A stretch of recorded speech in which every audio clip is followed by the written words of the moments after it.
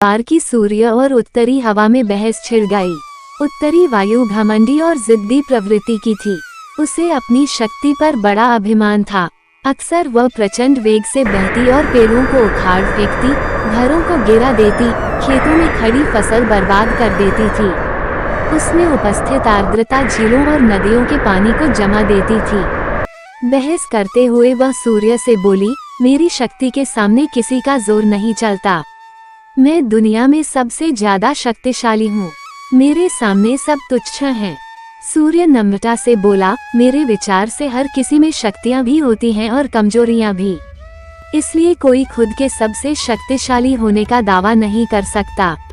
खुद पर घमंड करना उचित नहीं है। हमें सबका सम्मान करना चाहिए और सबके साथ मिलजुल कर रहना चाहिए। उत्तरी हवा तुनक कर बोली, मैं तुम्हारी बात नहीं मानती। मैं सबसे ज्यादा शक्तिशाली हूँ और ये मैं तुम्हें साबित करके दिखाऊंगी। ऐसी बात है तो अपनी ताकत साबित करने के लिए तैयार हो जाओ। नीचे देखो, धरती पर एक व्यक्ति दुशाला ओढ़े पैदल जा रहा था। तुम उसकी दुशाला उसके शरीर से हटा दो, मैं मान जाऊंगा कि तुम सबसे ज्यादा शक्तिशाली हो। सूर्य उत्तरी हवा को चुनौती देते हुए बोला, इसमें कौन सी बड़ी बात है। कुछ ही देर में उस आदमी की दुशाला धरती पर पड़ी होगी। कहकर उत्तरी हवा अपने प्रचंड रूप में आ गई।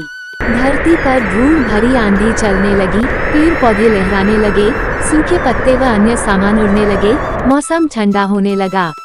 पैदल जा रहे व्यक्ति की दुशाला भी हवा के वेग के कारण उड़ने लगी, लेकिन उसने उसे पकड़ लिया और अपने शरीर से कसकर लपेट लिया।